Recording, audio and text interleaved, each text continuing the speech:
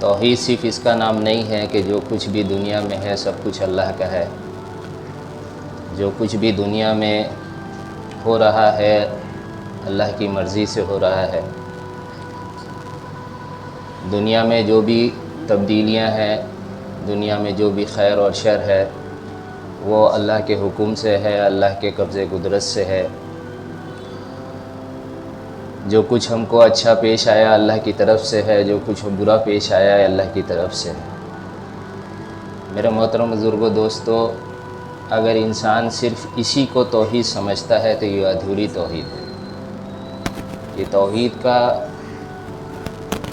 جز تو ضرور ہے اور اہم ترین جز ہے، لیکن یہ مکمل توحید نہیں ہے. یہ توحید ادھوری رہے گی جب تک انسان اللہ کو خالق کل، مالک کل، رب کائنات، حکم الحاکمین اس حال میں تسلیم نہ کرے کہ اللہ جو کچھ بھی تیرے طرف سے اچھا یا برا، مشکل یا آسان، عزت یا ذلت، بھوک یا تیرے طرف سے فراوانی، جو بھی حال پیش آئے ہم کو یہ تیرے طرف سے ہے اور اس حال میں ہم تجھ سے راضی ہیں، اور میرے رضا کا اصل ثبوت یہ ہے کہ اس حال میں بھی ہم تیرے حکم کے فرما بردار ہیں. اگر یہ جذبہ اور اطاعت موجود نہ ہو تو صرف اللہ کو خالق کل، مالک کل، رازق کل، رب کائنات صرف مان لینا اور مالک الملک کے نعرے لگانا اور تکبیر اللہ اکبر کہہ لینے سے آپ کی توحید مکمل نہیں ہوتی ہے. یہ بہت اہم چیز ہے اور اصل اسی کی تفریق، اسی میں رکھنا اور اسی میں اس سے نظر چوکنے کی وجہ سے آج مسلمان اتنی بڑی توڑ، اتنے بڑے آپس کے جو ہے نا اتحادی، نا اتفاقی اور آپس کی دشمنیاں اور فرقے بندی کا شکار ہے کہ جس وقت دنیا کے 90% انسان بھی حق کو حق کہنے میں گریز نہیں کرتے، باطل کی انکار اور تکفیر کرنے میں ان کو کوئی شک و شبہ نہیں ہو رہا ہے. پتہ نہیں اچھے خاصے مسلمانوں کو کیا بیماری لگی ہے کہ وہ اس حال میں بھی حق کا ساتھ دینے کو تیار نہیں. وہ اس حال میں بھی ظالم کے گود میں، اس حال میں بھی ان کے بدن سے، ان کے زبان سے ہر وہ چیز نکل رہی ہے جو ظالموں کو پسند ہے. انسان سرپرائز ہے، ایک عام مسلمان سرپرائز ہے کہ مسلمان ایسے کیوں بیہیو کر رہا ہے، ایسا کیا ہو. ارے اس وقت تو دنیا میں سب کچھ ظاہر ہے، کون مظلوم ہے اور کون ظالم ہے، اور جو ایسے ظالم کے خلاف اقدام کیا ہے تو اس کی کھلی طور پر تعریف، اس کو مبارکباد اور اس کو سلام اور اس کی حوصلہ افزائی کرنے میں تم کو کیا تردد ہے؟ کون سی موت آ رہی ہے اس وقت تم کو یہ کہنے پہ کہ واقعی ایران نے اسلام کی حفاظت کی ہے، کہ ایران کہ وہاں کے تمام عوام اور خواص اور وہاں کے ائمہ اور خصوصی طور پر جو ہے امام خمینی، وہ سلام کے، مبارکباد کے، ہماری دعاؤں کے مستحق ہیں. اس میں کوئی تردد نہیں ہونا ہے، لیکن تردد ہے اور آپ سب بھی اس کے ضرور شکار ہوئے ہوں گے. ہر ایک کے پاس اس قسم کے میسیجز، اس قسم کے جو ہے نا کمنٹس آ رہے ہیں کہ انسان حیران ہے، یار یہ موقع ہے یہ سب بات کرنے کا. ڈفرینسز شروع سے رہے ہیں، اب بھی ہیں، کوئی حرج نہیں ہے اس میں، لیکن کیا یہ ڈفرینسز اتنے اہمیت رکھتے ہیں کہ پھر ہم دوست اور دشمن کی پہچان بھی نہ کر سکیں، ظلم اور انصاف کا فرق بھول جائیں؟ جبکہ دونوں طرف توحید کا ہی نعرہ ہے. اب ان سے کہو کیا شرک سے تم نے دوستی کر لی ہے؟ کیا تم نے توحید کا انکار کر دیا ہے؟ تو کہیں گے نعوذ باللہ من ذالک. تو پھر ایسا کیوں کرتے ہو؟ مسئلہ یہی ہے. ابھی جو آیات آپ کے سامنے پڑھی گئی اس میں ایک آیت سورہ فجر کی یہ 15, 16 اور 17 نمبر آیت پڑھی گئی.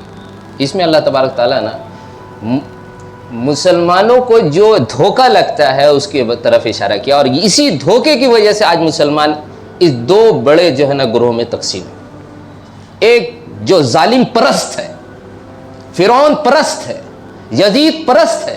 اگر آج موسیٰ علیہ السلام آئیں گے تو یہ دشمن ہوں گے ان کے. اگر آج آ جائیں پھر سے امام حسین علی مقام تو یہ دشمن بنیں گے پھر سے. They are designed to do that. They are designed to behave like this. اور اصل فلاز یہی ہے کہ توحید ان کا یہاں تک آ کے ختم ہو جاتا ہے کہ بس اللہ خالق ہے، مالک ہے، رازق ہے.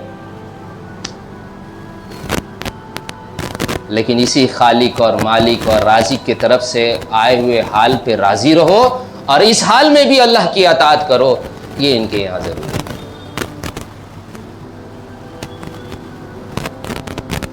رضائے رب پہ راضی رہے. یہ حرف آرزو کیسا؟ خدا مالک، خدا رازق، خدا کا حکم تو کیسا؟ اگر اللہ کو خالق اور مالک اور رازق مانے ہو تو پھر یہ چوں چرا کیوں ہے؟ یہ حرف آرزو کیسی کہ نہیں یہ حالات ایسے نہیں ایسے ہونے چاہیے تھے، ہم کو یہ کنڈیشن کیوں ملا وہ کیوں نہیں ملا، کاش اللہ یہ وسائل دیتے تو پھر دیکھتے ہم کیا کرتے، کاش وہ زمانہ دیتے تو اللہ دیکھتے پھر ہم کیا کرتے. اللہ نے تو میرے ساتھ بڑا مشکل معاملہ پیش کیا ہے، ہاتھ باندھ دیا ہے، حالات بہت ٹف کر دیے ہیں، اب ہم کیا کریں؟ یہ اچھا نہیں ہے، وہ برا نہیں ہے، ایسا نہیں، ایسا ہونا ہے، اللہ کو ایسا کرنا چاہیے. تب مومنوں کے لیے آسانی کا سامان ہوتا ہے. میرے محترم بزرگوں، دوستو، مسلمان دین پہ چلتے چلتے اس کمی کا شکار ہوتا ہے. یہ اس کی سائیکولوجیکل جو ہے نا ویکنیس ہے، یہ انسان کے خمیر میں اس کمی کو اللہ ملا کے پیدا ہی کیے ہیں. اس کو وہ کمی ہے، انسان ہر جگہ سہولت ڈھونڈتا ہے، آسائش ڈھونڈتا ہے. کمفرٹ زون میں رہنا یہ اس کی پیدائشی کمزوری ہے، یہ سائیکولوجیکل ڈیزیز ہے جس سے اس کو کبھی بھی چھٹکارا نہیں ملنے کا ہے. جب تک لڑتا رہے گا، اطاعت کرتا رہے گا، جمع رہے گا، نظر چوکے گی نہیں اس کی. اور اگر ذرا سے بھی کمزوری آئی اس معاملے میں تو یہ سائیکولوجیکل کمزوری اس کو اپنے طرف کھینچ لے گی. وہ کمفرٹ زون میں رہنے کو ہی دین کا اصل معراج سمجھنے لگ جائے گا. بندگی کا اصل مقصد اسی کو سمجھے گا کہ اللہ کی غیبی مدد اور نصرت کا اظہار زمانے میں اس حال پہ ہونا چاہیے کہ میرے لیے ساری سہولتیں فراہم ہوں، میرے لیے سارے راستے کھول دیے جائے. نو مور ریزسٹنس، اسی کا معنی ہے کہ اللہ میرے ساتھ ہے.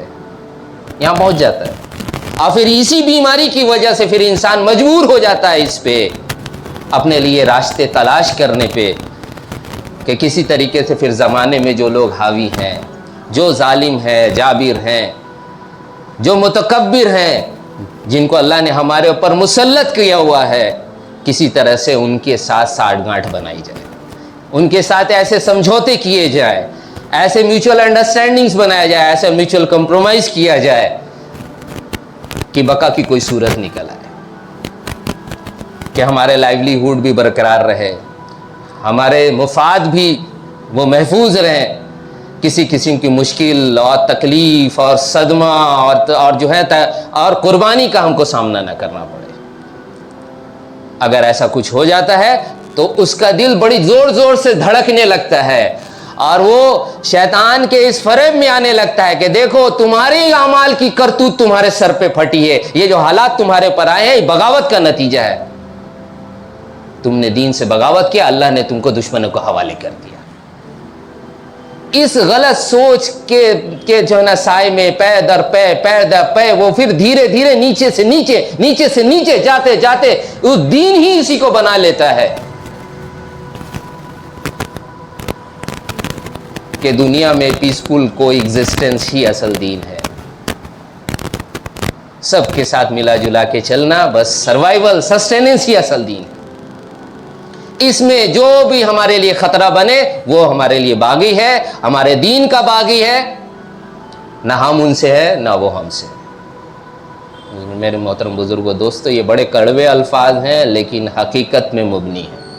آپ زمانے کا مشاہدہ کر لیں، مسلمان کا ایک بڑا طبقہ اس پہ آ چکا ہے، اس کو کوئی شرم حیا نہیں ہے، ذرا سے بھی اس کے اندر جو ہے غیرت کا شائبہ نہیں دکھتا. وجہ یہ ہوئی ہے کہ یہاں مسنگ ہے، جس کو اللہ تبارک تعالیٰ اس آیت میں نشاندہی کی ہے. دیکھو اس سے باز آؤ، چوکنے ہو جاؤ. اللہ تبارک تعالیٰ فرماتے ہیں فَأَمَّا الْإِنسَانَ إِذَا مَا ابْتَلَاهُ رَبُّهُ فَأَكْرَمَهُ نِعْمَتُهُ فَيَقُولُ رَبِّي أَكْرَمَنِ. مگر انسان عجیب ہے کہ جب اس کا رب اس کو آزماتا ہے تو اسے عزت دیتا ہے اور نعمت بخشتا ہے.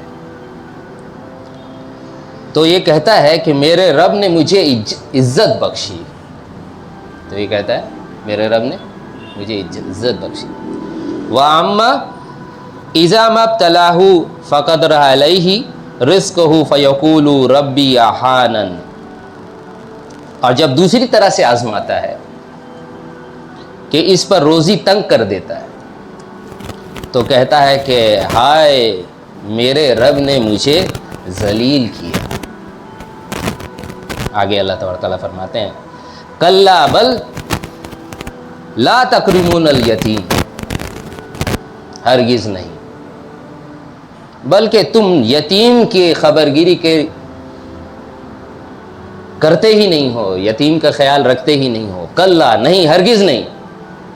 یہ جو تم نے عقیدہ گڑھا ہے کہ اگر اللہ تعالیٰ تو دونوں قسم سے آزما رہا ہے، خوشحالی میں بھی اللہ کی آزمائش ہی ہے، بدحالی میں بھی اللہ کی طرف سے آزمائش ہے، امن میں بھی آزمائش ہے، جنگ میں بھی آزمائش ہے، صحت میں بھی آزمائش ہے، بیماری میں بھی آزمائش ہے. انسان کی پوری زندگی ہر حال کے اعتبار سے آزمائش کے اعتبار سے تو کبھی بھی خالی نہیں ہے، اور آزمائش ہی اصل ہے. حال تو بدلتے رہیں گے. یہ چوائس اللہ کا ہے کہ کس وقت تم کو کس حال سے آزمایا جائے. یہ حرف آرزو آپ نہیں کر سکتے، نہیں اللہ ویسا حال لا کے دیکھتے نا پھر دیکھتے ہم لوگ کیسے کرتے. نہیں، یہ اللہ کا چوائس ہے. اور جو بھی حال اللہ تم پہ لایا ہے اس میں نہ تو تمہاری عزت ہے نہ تمہارے لیے ذلت ہے، فیس ویلو کے اعتبار سے، حال کے فزیکل ایگزسٹنس کے اعتبار سے. ہاں اس حال پہ تمہارا ریئیکشن کیسا ہے یہ ضرور تم کو عزت اور ذلت پہ لے کے جاتا ہے. آئے ہوئے حال پہ، چاہے وہ اللہ کی طرف سے سہولت اور آزمائش کا ہو، اگر انسان حکم کا دامن پکڑا رہے تو وہ عزت کا راستہ اس نے اختیار کیا. اللہ نے واقعی اس کے لیے عزت کا سامان کیا. لیکن اگر اچھے برے جس حال میں بھی وہ ہے، اگر اس نے حکم کا دامن چھوڑ دیا ہے، اللہ کی اطاعت سے اس نے روگردانی کر لی ہے، تو حقیقت میں اس نے اپنے ذلت کا سامان کیا. واقعی اس کے رب نے اس کو ذلیل کیا ہے. یہ حقیقت ہے. اس سے نظر چوک جاتی ہے انسان کی. حال کس کی طرف سے آیا ہے، اچھا برا اللہ ہی کی طرف سے آیا ہے. ہاں یہ نہیں کہے گا تو فلاں رائے کی طرف سے، مسلمان نہیں کہے گا، اللہ ہی نے کیا، میرے لیے اللہ ہی کافی ہے. لیکن اس حال میں اول تو اللہ سے وہ راضی نہیں ہے. نہیں اچھا نہیں کیا اللہ نے میرے ساتھ، ایسا نہیں کرنا چاہیے تھا. دوسرا اس حال میں اپنے لیے اللہ کی اطاعت کو اپنے لیے ضروری نہیں سمجھتا. یہ ڈس آرڈر جب پیدا ہوتا ہے نا تو پھر انسان کیا ہوتا ہے کہ اپنے کمفرٹ زون میں جو اس کو سوٹ کرتا ہوا جو اسلام ہوتا ہے ان احکامات کو تو بڑے پابندی سے، بڑے چاؤ سے، بڑے شوق سے، بڑے جذبے سے پکڑا رہتا ہے. لیکن جو چیزیں اس کی اس طبیعت سے ٹکراتی ہوتی ہیں اس کو یہ کہہ کے وہ چھوڑ دیا کرتا ہے کہ اگر ان احکامات کے پیروی کی ہم بات کریں گے تو زمانے کی گردش کی لپیٹ میں آ جائیں گے، پھر جو کچھ اسلام ہمارے پاس ہے وہ بھی اسٹیک پہ لگ جائے گا، وہ بھی داؤ پہ لگ جائے گا۔ میرے محترم بزرگوں، دوستو، انسان جب اس فطرت پہ آ جاتا ہے تو ظاہر کے اعتبار سے وہ اسلام پریکٹس کر رہا ہوتا ہے، ظاہر اسلام کے فیچرز اس کے اندر ہوتے ہیں، لیکن حقیقت میں وہ اللہ کا باغ ہی بن چکا ہوتا ہے۔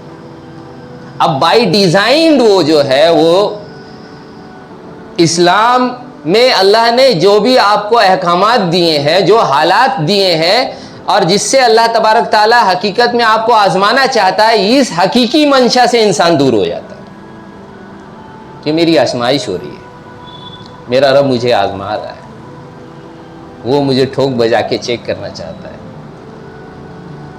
اس نے مجھ سے کہا ہے کہ مومنوں کو اس حال میں ہم رہنے نہیں دیں گے جس میں ابھی وہ ہیں، جب تک کہ اللہ تبارک تعالیٰ پاک کو ناپاک سے الگ نہ کر دے۔ سورہ آل عمران 179، ما کان اللہ لیذر المؤمنین علی ما انتم علیہ حتی یمیزوا الخبیث من الطیب، جب تک اللہ ناپاک کو پاک سے الگ نہ کر دے، مومنوں کو اس حال میں جس میں تم ہو ہرگز نہیں رہنے دے گا، چھوڑے گا نہیں۔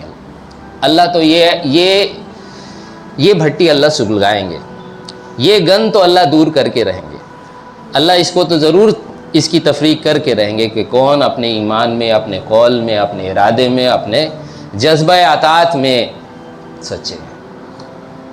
میرا محترم بزرگ و دوستو، اسی اعتبار سے بعض لوگ جب ایمان لائے اور انہوں نے اپنے ایمان کا پیارے نبی صلی اللہ علیہ وسلم کے سامنے اظہار کیا اور کہا کہ ہم ایمان لے آئے ہیں، تو اللہ تبارک تعالیٰ نے ان کی تردید کیا اور یہ کہا کہ ان سے کہو کہ تم ایمان نہیں لائے ہو، تم اسلام لے آئے ہو، کیونکہ ایمان تو ابھی تمہارے دلوں میں داخل ہی نہیں ہوا۔ اس کے اگلی جو آیت ہے سورہ حجرات کی 15 نمبر آیت، یہ بتایا جو یہ 14 نمبر آیت تھی، 15 نمبر آیت میں اللہ تبارک تعالیٰ پھر اس کا جواب دیتے ہیں کہ حقیقی ایمان والے ہوتے کون ہیں؟ تم ایمان کا دعویٰ کر رہے ہو کہ ہم ایمان لے آئے، حالانکہ ایمان نہیں لائے ہو، اسلام لائے ہو، ایمان تو ابھی تمہارے دلوں میں داخل نہیں ہوا۔ ہاں، تم اللہ کے رسول کی اطاعت کرتے رہو گے تو اللہ تمہارے کسی اعمال کو ضائع نہیں کرے گا، یعنی اطاعت کرتے رہو گے تو ایمان حاصل ہو جائے گا۔ ابھی میدان میں جمے رہو گے تو ایمان اطاعت کے وسیلے سے حاصل ہو جائے گا، لیکن ایمان کہتے کسے ہیں؟ ایمان والا کسے کہتے ہیں؟ مومنین کون ہے؟ اس کا دعویٰ مت کرو تم کو پتہ نہیں ابھی مومنین کون ہے، تم نے قانونی اسلام قبول کیا ہے۔ حقیقی مومن کون ہے؟ اللہ تبارک تعالیٰ یہاں فرما رہے ہیں سورہ حجرات کی 15 نمبر آیت، انما المؤمنون الذین آمنوا باللہ ورسولہ ثم لم یرتابوا وجاہدوا باموالہم وانفسہم فی سبیل اللہ اولئک هم الصادقون۔ بالکل صاف ہے، مومن تو وہ ہیں جو اللہ اور اس کے رسول پر ایمان لائے پھر شک میں نہ پڑیں۔ ایمان تو لے آئے ہیں لیکن چاہتے ہم بھی ہیں، لیکن اگر ایسا نہیں ہوتا مگر کیا کرے جی؟ ثم لم یرتابوا، ایمان لے آئے اور پھر شک میں نہ پڑے، جب سمجھ میں آ گیا کہ یہ حق ہے میرے رب کی طرف سے اور اللہ ہم سے یہی چاہتا ہے، اللہ کا یہی حقیقی مطالبہ ہے، یہی میری مقصد حیات ہے، یہی حق ہے، تو ثم لم یرتابوا، اب ہرچے بعد بات جو ہو سو ہو، کرنا یہی ہے۔ اب ہم ہو نہیں ہو لیکن پیروی اسی کی جائے گی، میرے خون کا آخری قطرہ تک اور میرے بدن کا ایک ایک ذرہ تک اسی مقصد کے لیے فنا ہے۔ اب پلٹ کے دوسری راہ کی طرف نہیں دیکھنا ہے، دوسرے آپشنز کی طرف نہیں دیکھنا ہے، کوئی بیچ کی پگڈنڈی نکال لو، کوئی اسلام اور کفر کے بیچ میں سے راستہ نکال لو، کچھ بارڈر بھی اس قسم سے اطاعت کیا جائے کہ دونوں طرف کے مفاد کو دیکھ کے چلا جائے، نہیں، یہ رخ نہیں ہوتا مومنین۔ ایمان ایسا لاتے ہیں کہ پھر شک نہیں ہوتا کہ اللہ کی جب اطاعت کو، اللہ کو اپنا رب تسلیم کیا ہے، اللہ کی اطاعت کو اپنے لیے ضروری بنایا ہے، تو پھر حالات کا رونا نہیں روئے گا، کنڈیشن چینج کرنے کے اللہ سے مطالبہ نہیں کرے گا۔ اور مومنون کو جو ہے وہ حکمت اور مصلحت اور نیشنلزم کا سبق نہیں سکھائے گا کہ تھوڑا ریئلسٹک ہو جاؤ، تھوڑا لاجیکل ہو جاؤ، تھوڑا ریشنل ہو جاؤ، فنڈامنٹل مت بنو، ہر جگہ قانونی بات مت کیا کرو، آئیڈیلزم پہ مت آؤ۔ یہ پاسبل نہیں ہے اس وقت۔ میرے محترم بزرگوں، دوستو، اللہ تبارک تعالیٰ فرما رہے ایمان لائیں اس حال میں کہ پھر شک نہیں کریں اور اللہ کی راہ میں مال اور جان سے لڑے، یہی حقیقی ایمان والے ہیں۔ ہم اور آپ کہیں نہیں جی ایمان والے کون ہیں؟ تو ذکر جو زیادہ کرتے ہیں۔ ایمان والے کون ہیں؟ تو نمازیں جو زیادہ پڑھتے ہیں۔ ایمان والے کون ہیں؟ تو خیرات زیادہ کرتے ہیں۔ ایمان والے کون ہیں؟ تو جو دین کی بات زیادہ کرتے ہیں۔ ایمان والے کون ہیں؟ جن کے آگے پیچھے حشر و بچوں کا شور بہت ہے، جو اجتماعات میں بیٹھائے جاتے ہیں۔ ایمان والے کون ہیں؟ تو ایمان والے وہ ہیں جن کو دیکھ کے ہی جو ہے نا بس اللہ یاد آ جاتا ہے۔ میرے محترم بزرگوں، دوستو، اللہ تبارک تعالیٰ فرما رہے ہیں کہ ایمان والے وہ ہے جو ایمان لائے اور پھر شک میں نہ پڑے اور اپنے جان اور مال سے جو جہاد کرے، بس یہی حقیقی ایمان۔ بات ختم، شک میں نہیں پڑنا۔ اس آیت نے بالکل صاف کر دیا کہ اصل مومنین کا جو امتحان ہے وہ اس میدان میں اصل امتحان ہو رہا ہے۔ اس کو وہ امتحان یہ ہے کہ اللہ تبارک تعالیٰ اپنے دین، اپنے حکم کے خلاف حالات پیدا کریں گے، لوگوں کو کھڑا کریں گے تمہارے خلاف۔ فرعون آتے رہیں گے، یزید آتے رہیں گے، ابو جہل آتا رہے گا، اور اللہ تبارک تعالیٰ ان سے ٹکرا کے تمہارا اسی بات کا امتحان لیں گے کہ تم کس کی اطاعت پہ راضی ہو، کس کی بڑائی پہ تم راضی ہو، کس کو اپنے لیے ضروری سمجھتے ہو۔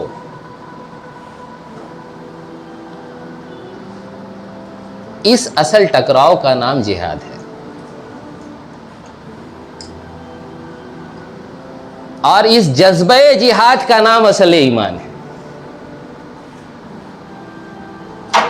ایک ہو گیا کہ بس دل میں ایک ہے، ارادہ ہے، اللہ کو اللہ مانتے ہیں، اللہ کو بڑا مانتے ہیں، اللہ کو خالق مالک کل مانتے ہیں، لیکن اللہ کے مقابلے پہ بھی کوئی آ جائے تو کوئی مسئلہ نہیں ہے۔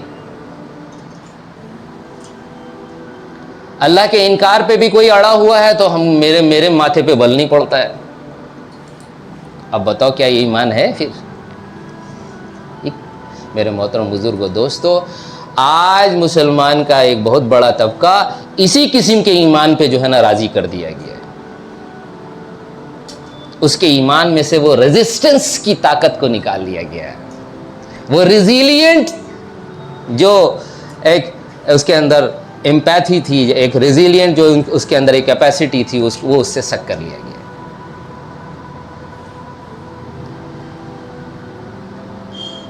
نتیجہ کیا بچا؟ پھر مومنین اپنے دین میں انقلاب کس پہ تلاش کر رہے ہیں کہ جس کی زندگی جتنی زیادہ اسموتھ وہ اتنا بڑا اللہ والا، جتنا اس کے زندگی پرسکون اتنا زیادہ اللہ اس کے قریب، اللہ کی غیبی مدد اس کے ساتھ۔ حالانکہ اس پیرامیٹر پہ انبیاء صلی اللہ علیہ وسلم کی زندگی اٹھا کے دیکھ لو، ایک نینو سیکنڈ کا ان کو یہ چین نہیں ملا کبھی، یہ اسٹیبلٹی، یہ اسموتھنس لائف میں انہوں نے کبھی چکھا ہی نہیں۔ نہ صحابہ کرام رضوان اللہ اجمعین کی زندگی میں آپ کو کہیں یہ مثال ملے گی۔ ہر وقت مجاہدہ، ہر وقت اسٹرگل، ہر وقت جو ہے ایک نیا مارکا، ہر وقت چیلنجز، ہر وقت خطرے، ہر وقت رنج و صدمہ۔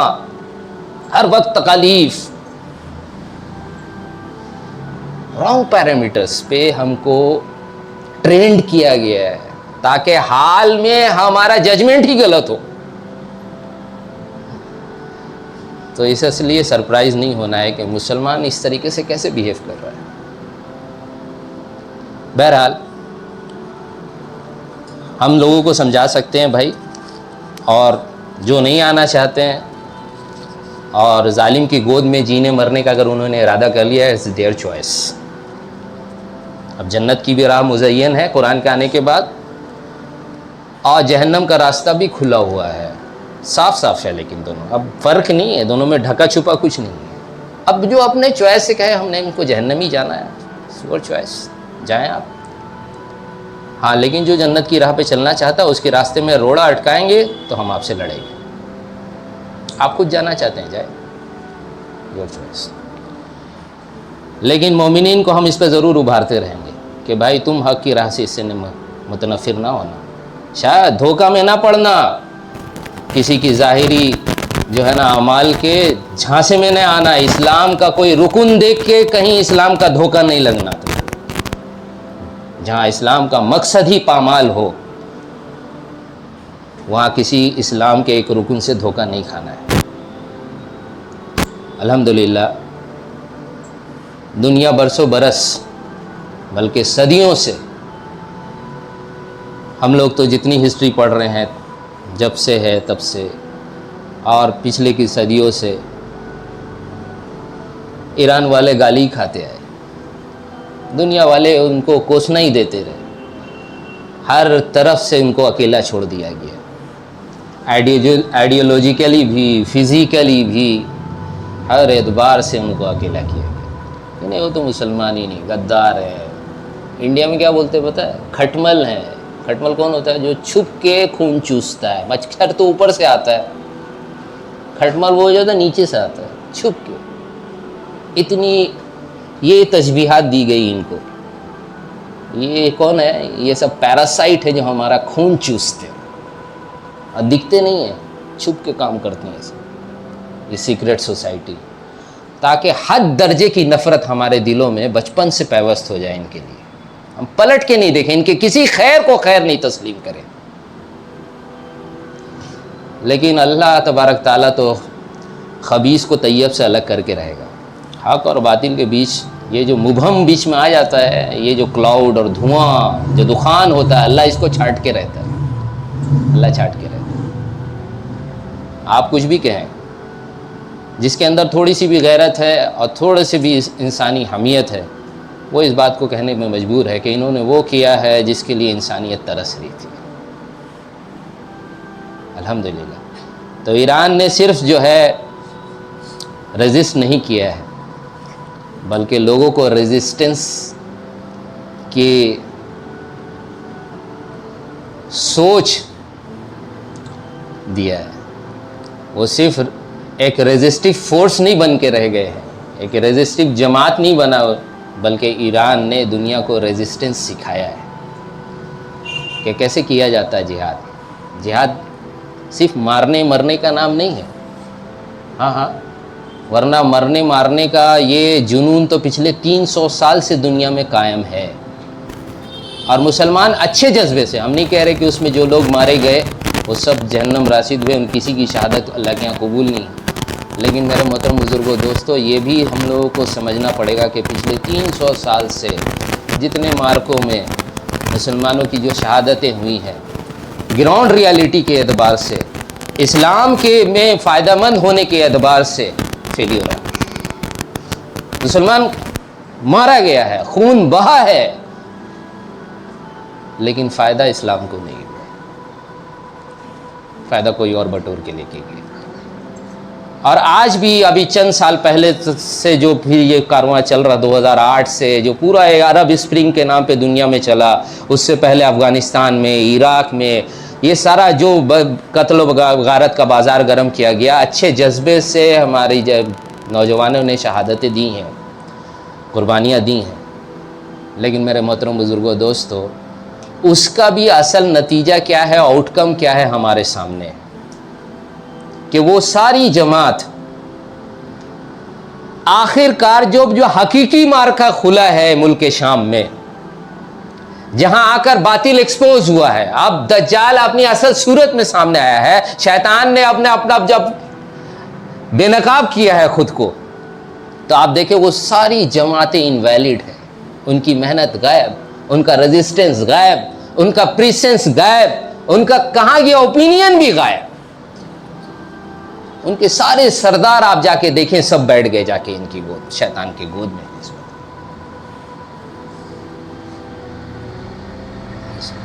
اس لیے اس کو سمجھنے کی ضرورت ہے، کس کا نام ہے جہاد؟ اگر رانگ اسٹریٹجی پر جو خود ہمارے آئیڈیالوجی کے مد مقابل ہیں، ان کی ٹریننگ پر، ان کی طرف سے اسلحہ ملے، ان کے مال پہ اگر ہم نے جہاد کیا، یاد رکھیے گا قسم خدا کی 1000 سال بھی مسلمان ایسی خون دیتا رہے گا، کوئی اسلام کو فائدہ نہیں ہوگا، نقصان ہی ہوگا۔ جو آئیڈیالوجیکلی ہمارے مد مقابل ہے، سب سے پہلی چیز وہ ہے کہ ہم ان کو انکار کریں، تکفیر۔ نہ تم سے ہمارا کوئی واسطہ، نہ ہم سے تمہارا کوئی واسطہ، نہ تم سے ہم کچھ لیں گے نہ تم کو دیں گے۔ الحمدللہ ایران کے ساتھ یہ حالات خود ہی پیش آ گئے کہ پوری دنیا نے ان کا انکار کیا، 40 سال سے سینکشنز جھیل رہے ہو، ہر جگہ ریزسٹ، ہر جگہ ان کو انکار کیا، ہر جگہ سائیڈ لائن کیا گیا۔ اس سے کیا ہوا نا، جہاد کی جو آئیڈیالوجیکل جو پہلا جو ریکوائرمنٹ ہوتا ہے، اللہ تعالیٰ نے ان حالات کے بقدر خود ہی ان کو عطا کر دیے کہ جب تک آپ اپنے عقائد میں جو آپ کے مد مقابل ہیں، جو جس سوچ کو آپ کو ختم کرنا ہے، جب تک آپ اس سے آئسولیٹ نہیں ہوں گے، آپ مائگریٹ نہیں کریں گے اپنے آپ کو، ہر اعتبار سے انڈیپینڈنٹ نہیں ہو جائیں گے اس سے، تب تک آپ کچھ نہیں کر سکتے۔ یہی وجہ تھا کہ پیارے نبی صلی اللہ علیہ وسلم نے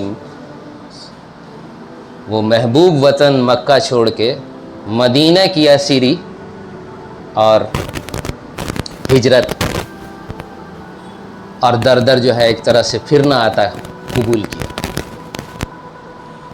کیونکہ یہ سیگریگیشن جب تک نہیں ہوگا، یہ ڈپارچر آپ کا جب تک نہیں ہوگا ان سے، تب تک آپ ایک فورس بن کے اس کے سامنے کبھی بھی نہیں کھڑے ہو سکیں گے۔ جو کچھ بھی فورس آپ کو دکھ رہا ہے وہ تو انہی کا عطا کیا ہوا ہے، جس دن ضرورت پڑے گی اس دن آپ کسی کام کے نہیں ہوں گے، اس دن جا کے بول دیں گے کہ ہم کو بھی ایک موقع دیا جائے، تو ڈونلڈ ٹرمپ بولے گا دیا ایک چانس، ہے نا، اس کے سر پہ جو بوٹی تھی وہ بھی معاف کیا، اور جتنے جو ہے نا اس کے اوپر سینکشن لگائے گئے تھے سب ہٹاتے ہیں۔ کیوں؟ کیونکہ تم نے اب میری فرما برداری اختیار کر لی۔ وہ تو تھے ہی، ان کے پاس اور کوئی دوسرا راستہ تھا بھی نہیں۔ میرے محترم بزرگوں، دوستو، ہم کو سرپرائز نہیں ہونا چاہیے کہ آج ایران ریزسٹ کر رہا ہے، پوری دنیا کی طاقت آنکھ میں آنکھ ڈال کے کر رہا ہے، سینہ تان کے کر رہا ہے، حالات کی وابستگی کے ساتھ کر رہا ہے، جانتا ہے کہ نیوکلیئر ویپن یوز ہو جائے گا میرے خلاف، ہو سکتا ہے۔ وہ 5,500 نیوکلیئر ویپن کس لیے بنا کے رکھے ہو سکتا ہے، کسی بھی پل ہو سکتا ہے، لیکن ہم کیا کریں، ہم بھی مجبور ہیں۔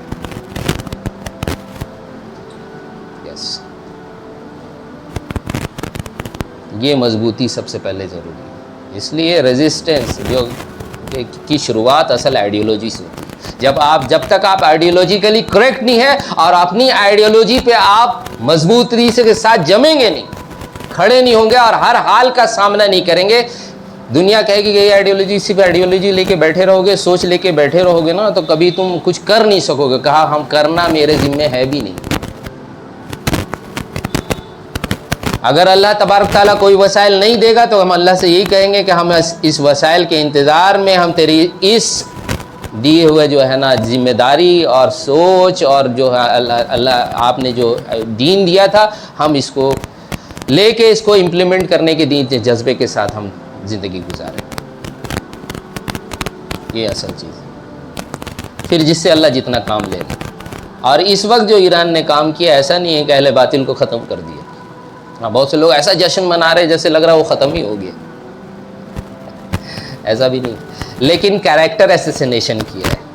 ایک جو اس نے کیریکٹر بلٹ اپ کیا تھا، پوری دنیا میں ایک ہیوک کریٹ کیا تھا، پوری دنیا میں ایک پرسیپشن ڈیولپ کیا تھا کہ ہمارے خلاف کوئی نہیں آ سکتا، سوچ بھی نہیں سکتے ہو تم اس کو.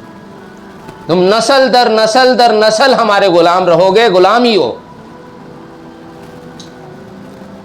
کوئی سین نہیں ہے خلافت کا, کیا بات کرتے ہو اسلام کا. میرے محترم بزرگوں دوستو, ایران نے ان کے اس کیریکٹر پہ ایک زبردست ضرب لگا دیا ہے, ایک سوالیہ نشان دنیا کے سامنے کھڑا کر دیا ہے کہ جس کو تم طاقت اور سپر پاور پتہ نہیں کیا کیا بنا کے رکھے تھے, کتنا پاور دیکھ لو, ایک میری حکمت سے زیر ہو گئے کہ ہم میزائل کا سیٹ جب چھوڑتے ہیں تو ان کا سب سسٹم ختم. اتنی طاقت ہے ان کی, ایک میزائل مارے تو سنبھال لیتے ہیں, سیٹ چھوڑے تو ختم ہو جاتے ہیں. اتنا تھوڑا سائیکل لگایا زمین پہ, ثابت کیا کہ دیکھو مومن کو تو اللہ کے علاوہ کسی کو پاورفل نہیں ماننا ہے. ارے بندہ تو سب بندہ ہی ہوتا ہے, سب کمی سے ہوتا ہے. سپر پاور کب سے ہونے لگ گیا انسان؟ جو کمیوں سے بھرا ہوا ہے وہ کب سے سپر پاور ہونے لگا؟ جب تک ہم جھکے نہیں تب تک ہم ہارے نہیں. جس دن ہم جھک گئے اس دن ہم ہار گئے. میرے محترم بزرگوں دوستو, اصل کام انہوں نے یہ کیا ہے, دنیا کے سامنے ایک ہوپ پھر سے پیدا کیا ہے. کہاں بھول گئے تم؟ جیت ہاری بھول گئے؟ جب تک ہم ہارے نہیں, ہار نہیں ہوئی. پیچھے نہیں ہٹنا. اور انسان کیا ہے, انسان کا بنایا ہوا نظام کیا ہے؟ وہ ابلیسی نظام تو وہ تو مشین پہ کرتا ہے, لیکن اللہ تبارک تعالیٰ تو مومن کی جو ہے نا استقامت اور اس کے جو ہے نا جذبہ شہادت, اس پہ اللہ تبارک تعالیٰ نے اس کو یہ کام دیا ہے. میرے محترم بزرگوں دوستو, ایران کی اس ریٹیلیشن نے جو ہے نا ویسٹرن ڈومیننس کا جو ویکنیس ہے اس کو ظاہر کر دیا. یہ اصل کام ہوا ہے. اس سے جو ہے نا جو لوگ جن کی سوچ مبہم ہو چکی تھی, جو غلامی پر اور ذلت پہ راضی ہو چکے تھے, ان کے سامنے ایک سوالیہ نشان آئے گا کہ ہم رانگ فوٹ پہ تھے, میری سوچ غلط تھی. ہم جس کو دین سمجھ کے چل رہے تھے, جس سوچ پہ دین پہ چل رہے تھے, وہ تو کچھ نہیں ہے, وہ دھوکہ تھا. میرے محترم بزرگوں دوستو, اور اس سب کے لیے انہوں نے صرف جو ہے نا ایک آئیڈیالوجی سے پروموٹ نہیں کیا, بلکہ اب اس آئیڈیالوجی کی دنیا نے آئسولیٹ کر دیا ہے, سب نے ریزسٹ کر دیا ہے, سب نے انکار کر دیا ہے. تو اب کیا کرو, تو پہلے بھی ہم سینہ پیٹتے تھے یا حسین کر کے, پھر سے سینہ پیٹتے رہو کہ آج کے یزید نے بھی ہمارے ساتھ یہی کیا. امام خمینی نے کہا یہ سینہ پیٹنا چھوڑو, عقل کے کربلا کا صرف تذکرہ چھوڑو, آج کی کربلا کی فکر کرو. امام مہدی جب آئیں گے سو آئیں گے, تم بھی تو کچھ تیاری کرو. ان کو کھڑا کیا, ان کے عقل کے دروازے کو کھلوایا کہ دین پہ صرف جوش کے ساتھ نہیں چلا جاتا ہے, عقل بھی دیا اللہ نے, اس کا استعمال کرو. ڈیفینیٹلی دین پہ چلنے کے لیے جوش اور جذبہ بھی ضروری ہے, لیکن عقل کا استعمال نہ ہو تو پھر انسان کیا کر سکے گا؟ اس عقل کو پھر کس کام کے لیے دیا اللہ؟ میرے محترم بزرگوں دوستو, پھر انہوں نے اسٹریٹجیز اپنائی اور برسوں سے صحیح پالیسیز کے ساتھ اپنے ملک کے انٹرنل اور ایکسٹرنل افیئرس کو کنٹرول کیا. ایکسٹرنل پالیسیز بھی دیکھیے کتنی اچھی بنائی ہے کہ پوری دنیا میں سوائے وہ اندھ بھکت کے پوری دنیا ان کی اس وقت جھولی میں, سب کے دل میں ہے. وہ اتنی سیدھی اور اتنا انہوں نے کرسٹل کلیئر اپروچ دنیا کے سامنے لے کے اپنے ایک امیج کریشن کیا ہے کہ ہر ایک کے دل میں ہے کہ نہیں واقعی بندہ تو ایسا ہونا چاہیے, لیڈر ایسا ہونا چاہیے, یار قوم ایسی ہونی چاہیے, مسلمان کنٹری ایسا ہونا چاہیے. ہر ایک کے دل میں, دل چھو لیا صحیح پالیسیز اور وہ انصاف پہ مبنی نظام جس کو انہوں نے امام حسین علیہ السلام علی مقام کی طرف مقصود کیا کہ ہم نے تو امام سے سیکھا ہے یہ سب کچھ. ہم نہیں دیکھتے حال کدھر ہے, ہم نہیں دیکھتے ہیں میجورٹی کدھر ہے, ہم نہیں دیکھتے ہیں زمانے کی گردش کدھر ہے, ہم تو دیکھتے ہیں کہ جی نانا کا دین کدھر ہے. اس اپروچ پہ الحمدللہ انہوں نے اسٹریٹجیز اپنائی, اپنا بینکنگ نظام چلایا, اپنے جو ہے نا اپنی آئل کی کمپنیاں اپنی کھلوائی. نہیں ہم کو نہیں چاہیے باہر سے مشینیں, باہر کی کمپنیاں ڈرل کرنے کے لیے, پیوریفائی کرنے کے لیے, سب اپنا بنائیں گے, سب انڈیجنائز. ہاں اپنے بندوں کو بھیجیں گے دوسرے ممالک سے, سیکھ کے آؤ, پڑھ کے آؤ, جان کے آؤ, یہاں امپلیمنٹ کرو. وہاں کمانے مت بیٹھ جاؤ, جاؤ پوری دنیا میں سیکھو لیکن واپس آ کے یہاں کام کرو. اپنے سائنٹسٹ، اپنے بیوروکریٹ، اپنے بزنس مین ڈیولپ کیے، اپنے فائنینشیل ایکسپرٹس کو ڈیولپ کیا، اپنے سینٹرل بینکنگ سسٹم بنایا، جیو پولیٹیکل جو ہے نا کنٹرول کیا کہ دنیا کے جو جتنا میجر جو فائنینشیل ہب ہے، جو بزنس ٹریڈ کا جو روٹ ہے اس پہ کنٹرول کرو، ریڈ سی پہ کنٹرول کرو، تو ہرموز کو کنٹرول کرو۔ یہ سارا ایسا چوک پوائنٹ ہے کہ جہاں دبایا نہیں تو باطل کی سانس، بولے نا کہ وہ راکشس کی جو روح جو تھی وہ طوطے میں تھی تو راکشس تو ایسا دکھتا تھا، کون لڑے گا، کون کیا کر لے گا اس کا، لیکن اس کی روح تو ایک طوطے میں تھی۔ ہاں یہ پہچان لیے نا، ان ذرا سے تھروٹ کو ذرا چوک کرو نا، ابھی دیکھیے کیسے آواز نکلے گی۔ ان کا 550 نیوکلیئر ویپن کسی کام کا نہیں، یہ دیکھ رہی ہے اس کو دبا دے گا یہ، پھر کیا ہوگا؟ بس ڈرے ہوئے اس سے۔ جہاں لکشمی پہ آنچ آ جاتی ہے نا تو کافر کا سارا سوچ جو ہوتا ہے وہاں جا کے سیز ہو جاتا ہے۔ یہاں آنچ، لکشمی پہ آنچ نہیں آنی چاہیے، یہ کمزوری ہے ان کا، انہوں نے پکڑ لیا، اسی کو دبائیں گے ہم، جب تم کرو گے ہم اسی کو دبائیں گے۔ باقی جو آپ دیکھ رہے ہیں نا جو ایکسپلوژن ہو رہا ہے، جو اسٹرائکس ہو رہے ہیں، وہ تو صرف سمبولک ہے، سمبولک۔ اصل اسٹرائک یہ ہے، اصل جنگ یہاں لڑی جا رہی ہے، چوک کر دیں گے ہم تمہیں۔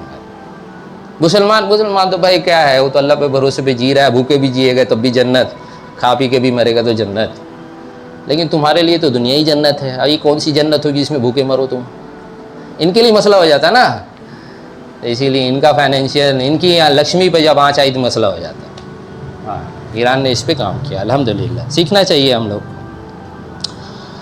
اور ان کا جو اصل اسٹرینتھ رہا ہے، آپ دیکھیے پوری کی پوری قوم ایک سوچ پہ ٹرینڈ کی گئی ہے، ایک آواز پہ لبیک کرانے کے لیے تیار کی گئی ہے، سب کے سب ایک مزاج پہ، عورت مرد بچے بوڑھے جوان سب ایک جذبے کے ساتھ شاشار ہیں۔